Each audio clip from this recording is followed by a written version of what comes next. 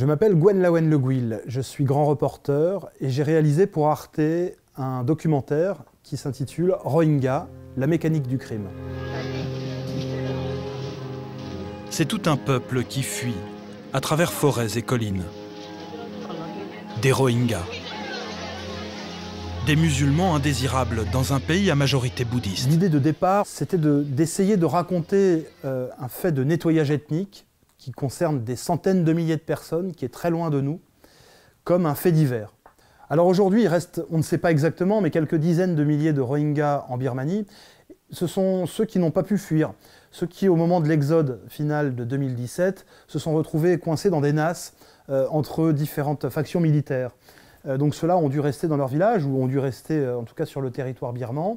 Et il y en a aussi 200 000, entre 200 et 250 000 à peu près, qui sont enfermés plus au sud de la province de l'Arakan, qui sont enfermés dans un camp que les politiques locaux décrivaient en 2012 comme un camp de concentration.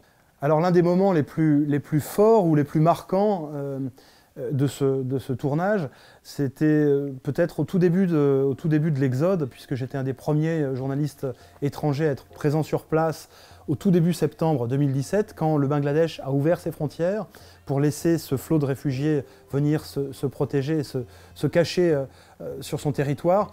Et à ce moment-là, bien que je connaissais la situation, bien que j'ai couvert un certain nombre de conflits depuis plusieurs années, ce que j'ai vu et ce que j'ai dû documenter et filmer dépassait l'entendement. C'était des dizaines de milliers de personnes qui sortaient de la boue du fleuve Naaf.